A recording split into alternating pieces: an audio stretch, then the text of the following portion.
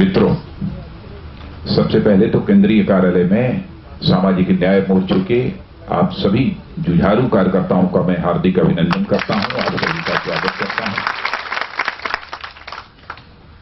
सामाजिक न्याय मोर्चे के गठन की आवश्यकता क्यों पड़ी? भारतीय जनता पार्टी की स्पष्ट यह मान्यता है कि यदि हम भारत को सशक्त भारत बनाना चाहते हैं, स्वावलंबी भारत बनाना चाहते हैं, स्वाभिमानी भारत बनाना चाहते हैं,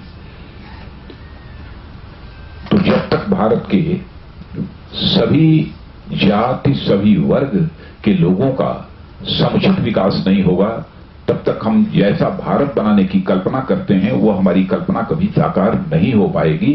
इसी उद्देश्य के भारतीय जनता पार्टी ने सामाजिक न्याय मोर्चा गठित करने का फैसला किया है।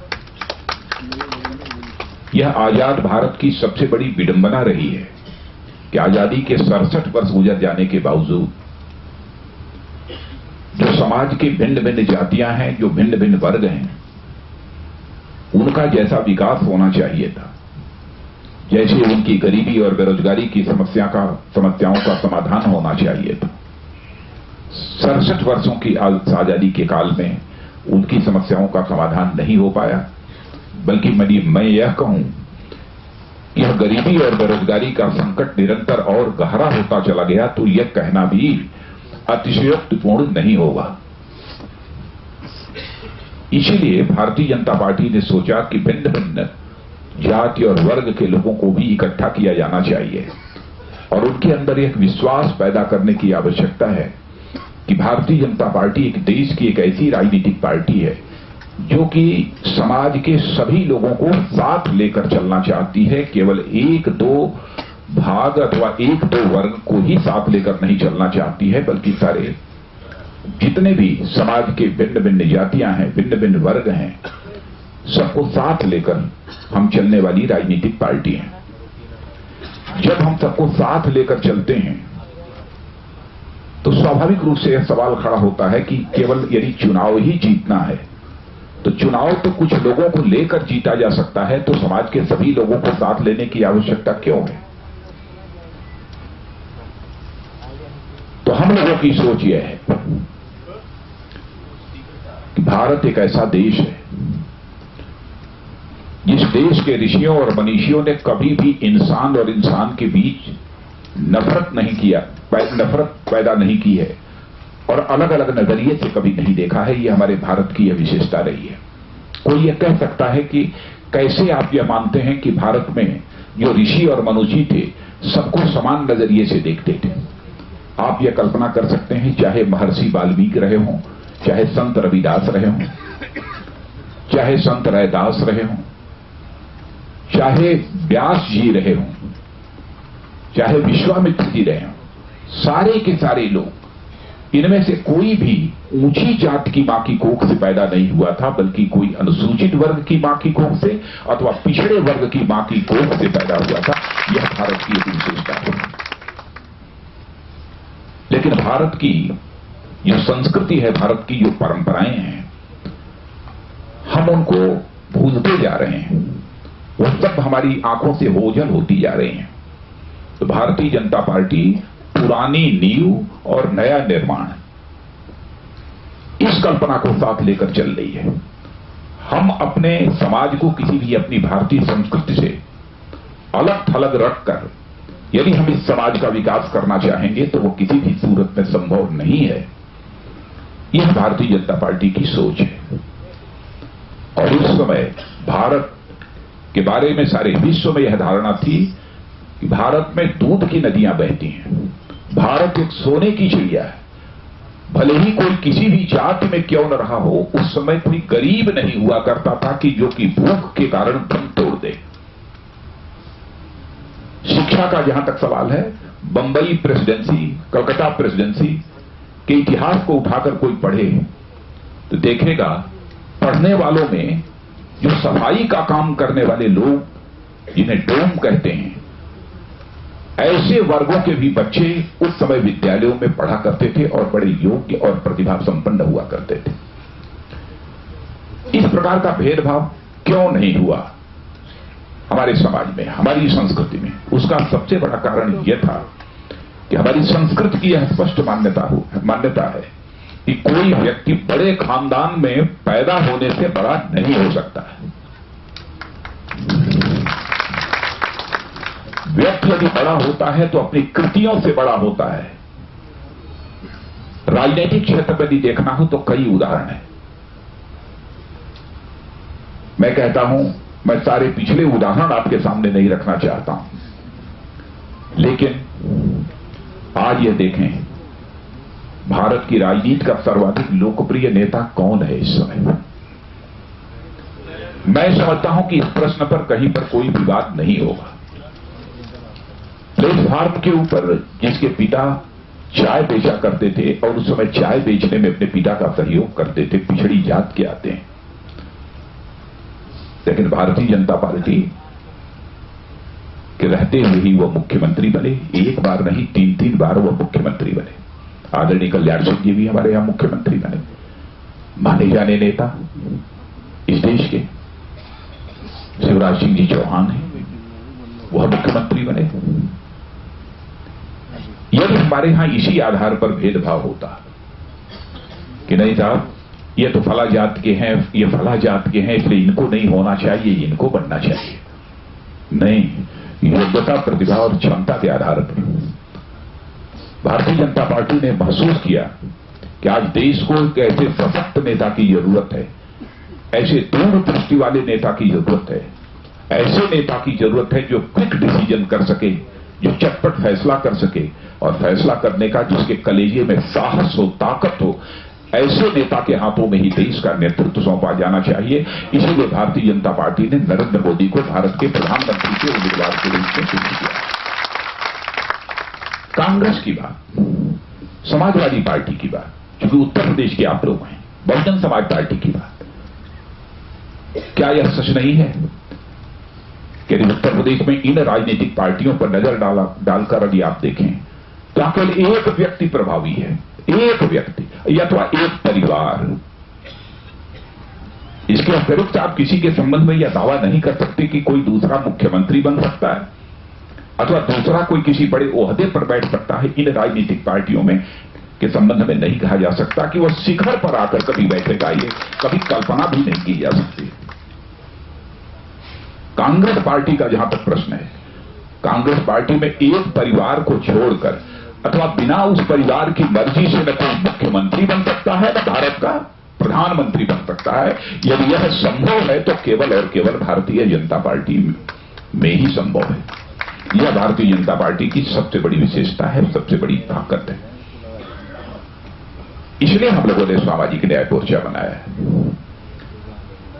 मैं इस वर्ग से नहीं आता हूं, वैसे मैं भी कहीं पर पिछड़े वर्ग में भी हूं। आंध्र प्रदेश में, आंध्र प्रदेश में मैं भी पिछड़े वर्ग में हूं, गुजरात में भी हूं। गुजरात में देखिए सब इकट्ठा कर लिया है प्रकाश बाल ने।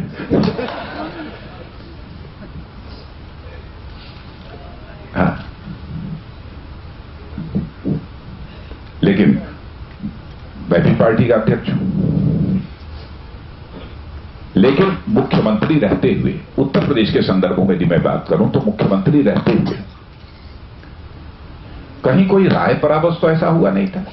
हुकुम सिंह जी यहां बैठे हैं, इस बात के साक्षी हैं। केवल इन्हीं के साथ हमारी बातचीत हुई, इनको मैंने बुलाया। ये हमारे ऊर्जा मंत्री थे, बहुत अच्छा काम किया था इन्होंने। और मैंने कहा कि मैं चाहता हूं कि समाज उत्तर प्रदेश में बहुत सारी ऐसी हमारी पिछड़ी जातियां हैं, अनुसूचित वर्ग की भी बहुत सारी ऐसी जातियां शेष रह गई हैं कि आरक्षण का लाभ अथवा आरक्षण के द्वारा अन्य जो बहुत सारी सुविधाएं मिलती हैं वह इनको प्राप्त नहीं हो पा रही हैं। और अब तक इनका जो विकास होना चाहिए था, जो इनका उत्थान होना चाहिए था, जो इनके जीवन स्तर में सुधार होना चाहिए था, वह नहीं हो पा रहा है। मैंने ऐसा सोचा है कि एक इनके लिए भी आरक्षण का प्रतिशत अलग से सुनिश्चित कर दिया जाना चाहिए। लेकिन चूंकि मैं बहुत थोड़े समय के लिए ही प्रदेश का मुख्यमंत्री रहा, तो मुझे भी इस काम को जल्दी करना था। कुछ लोग ये कह सकते हैं कि शायद आपने काम इसलिए किया ताकि चुनाव में सफलता हासिल कर सकें, आप पिछड़े वर्ग का आपको समर्थन प्राप्त हो सके। तो बहनों भाइयों, इस बात को मैं बार बार दोहराता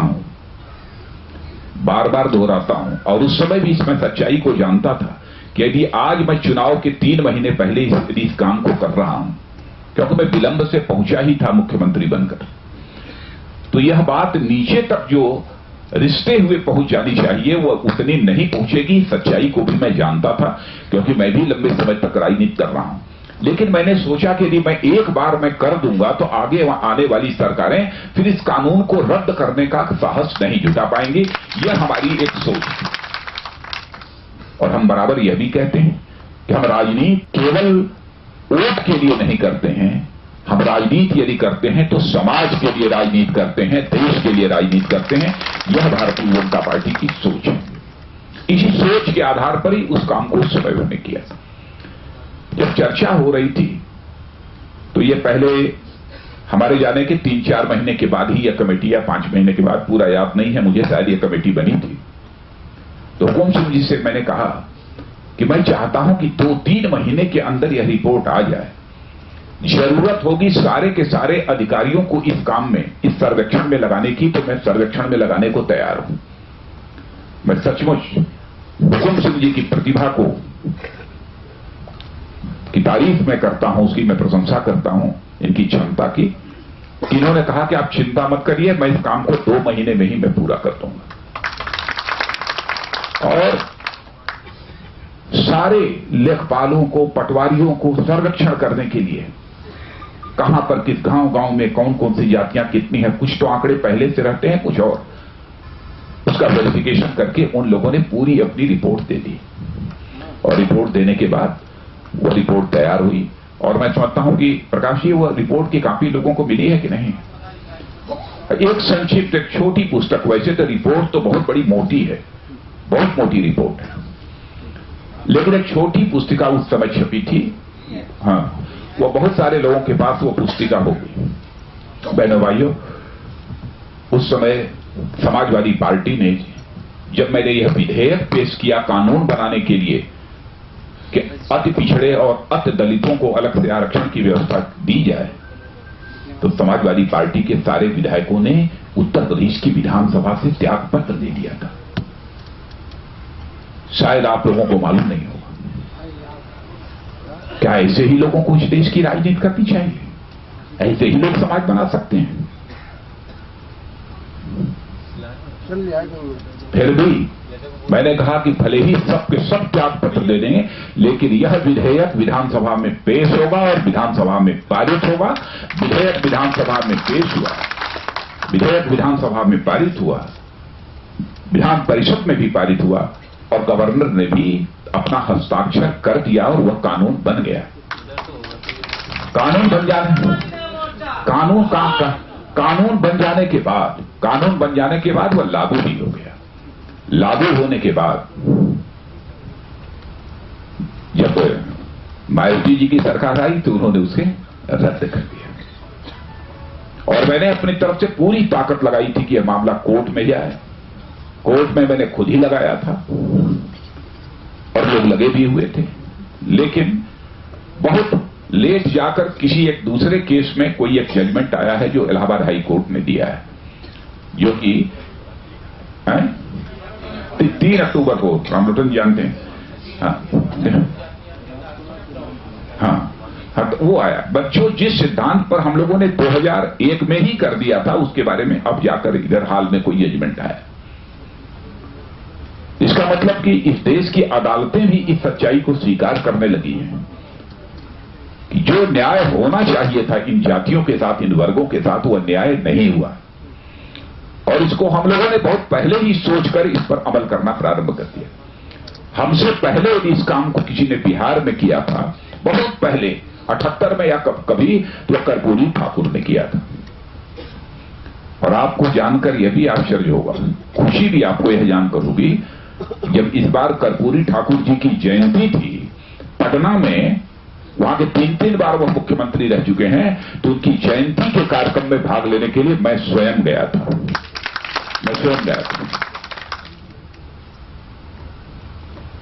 लेकिन अब उत्तर प्रदेश में यह सरकार आई, उसे रद्द कर दी।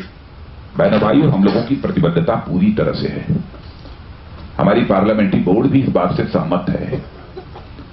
यह तो छोटी बात है, इससे भी बड़ी बात कि इनके जीवन स्तर, इन वर्गों के, इन जातियों के जीवन स्तर को ऊपर उठाने के लिए जो भी आवश्यक कदम हैं, वह आवश्यक कदम उठाए जाने चाहिए। उसमें रत्न मात्र भी संकोच नहीं होना चाहिए। आप वह पुस्तक पढ़ेंगे तब आपको विस्तार से आपको जानकारी हो जाएगी कि क्या क्या किया है। जो परंपरागत पेशे हैं, भिन्न भिन्न जातियों के परंपरागत पेशे हैं, उन परंपरागत पेशों के आधार पर कैसे उन्हें रोजगार दिया जा सकता है, उसे और कैसे सम्मानजनक बनाया जा सकता है, कैसे और उसे सुरक्षित किया जा सकता है, कैसे उससे आमदनी बढ़ाई जा सकती है, इन सब सारे विषयों पर उसमें बहुत ही विस्तार पूर्वक चर्चा की गई है। लेकिन इस हिंदुस्तान में यह लड़ाई लड़ने वाली यदि कोई राजनीतिक पार्टी है, सामाजिक न्याय की लड़ाई लड़ने वाली और सामाजिक न्याय के प्रति पूरी तरह से प्रतिबद्ध यदि कोई राजनीतिक पार्टी है, तो बहनों भाइयों, वो केवल भारतीय जनता पार्टी है।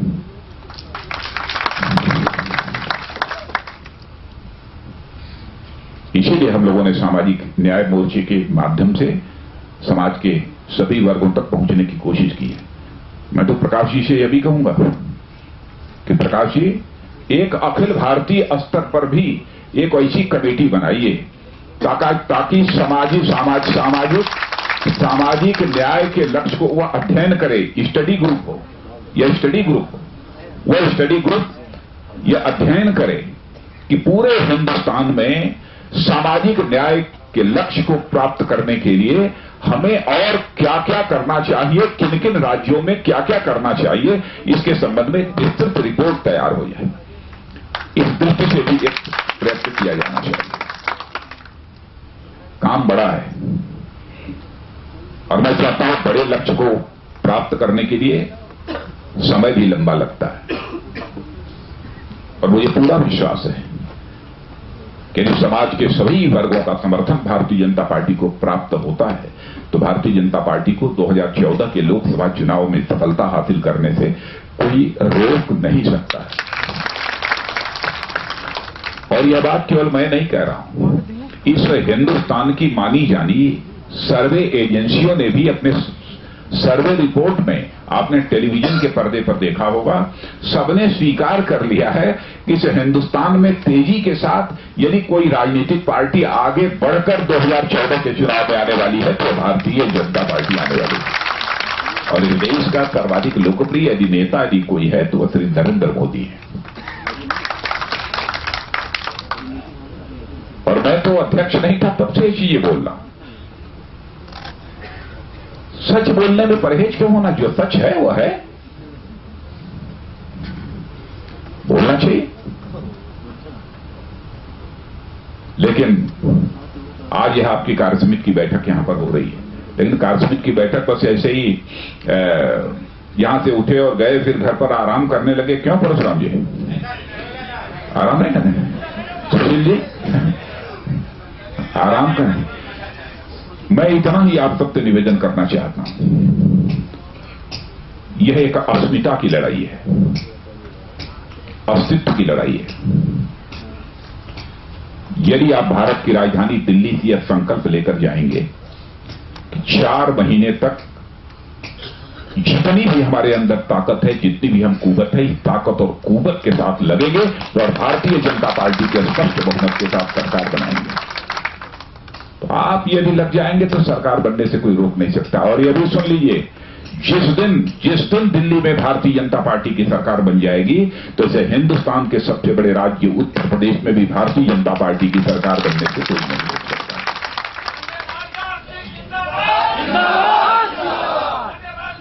और हम लोगों की और भिन्न भिन्न राज्यों में सरकार बनने के बाद, क्योंकि सामाजिक न्याय की दृष्टि से बहुत सारे ऐसे काम हैं जो कि राज्य सरकारें कर सकती हैं, तो उन राज्य सरकारों से भी यह काम कराने में हम सबको सुविधा होगी। इसलिए मैं कह रहा हूं कि आप सबको पूरी ताकत है, लेकिन इस बार अपनी शक्ति का प्रदर्शन कर दीजिए और एक बार फिर से उत्तर प्रदेश में विधानसभा के चुनाव में करना होगा, तब जाकर यह काम पूरा होगा। केवल केंद्र में सरकार बनने से सारा लक्ष्य प्राप्त हो जाएगा उत्तर प्रदेश में, ऐसा नहीं है, क्योंकि मैं जानता हूं, मैं मुख्यमंत्री रहा हूं, मुझे मालूम है क्या केंद्र सरकार की सीमाएं हैं और क्या राज्य सरकार की सीमाएं हैं। रामबख्श जी जानते हैं खूब अच्छी तरह। इसलिए मैं बहनों भाइयों, मैं आप सबसे मैं निवेदन करूंगा कि योजना बनाकर जाइए, कैसे दौड़ना, कैसे टीम बनाना, समाज के सभी वर्गों को कैसे जोड़ना, यह फैसला आप सबको करना है। लेकिन जमे रहिए, कुछ न कुछ फैसला करके ही यहां पर जाइए और दिल्ली से संदेश लेकर जाइए, यही आप सबसे मैं अनुरोध करते हुए और इस आपकी बैठक का उद्घाटन करते हुए अपनी बात समाप्त करता हूं।